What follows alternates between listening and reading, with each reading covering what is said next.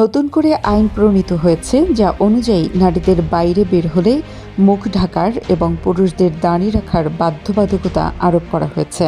এছাড়াও নারীদের গাড়ি চালানো নিষিদ্ধ, গান শোনা নিষিদ্ধ, পুরুষ সঙ্গী ছাড়া কোনো গাড়ি চালক নারীকে পরিবহন করা যাবে না।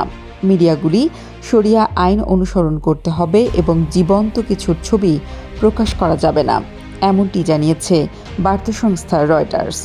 বুধবার এই নতুন ৩৫ ধারার আইনটি আনুষ্ঠানিকভাবে কার্যকর করা হয় আফগানিস্তানে।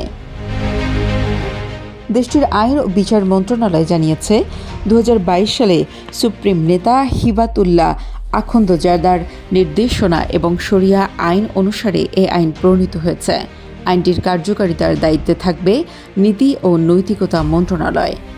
আইন ও বিচার মন্ত্রণালয়ের মুখপাত্র বারাকাতুল্লাহ রসুলি এক বিবৃতিতে বলেছেন, এই আইন অনুযায়ী নীতি ও নৈতিকতা মন্ত্রণালয় ভালো কাজগুলো প্রচার করবে এবং খারাপ কাজগুলো ইসলামী শরিয়া অনুযায়ী প্রতিরোধ করবে। নতুন আইন অনুযায়ী নারীদের বোরকা পরে মুখ ঢাকা বাধ্যতামূলক, পুরুষদের দাঁড়িয়ে রাখতে হবে এবং কেউ নামাজ ও রোজা বাদ দিতে পারবেন না।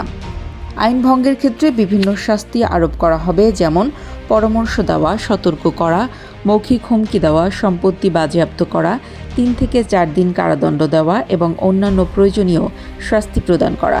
যদি এসব শাস্তি দেওয়ার পরেও কেউ না সহ্যায় তাহলে তাদের আদালতে পাঠানো হবে।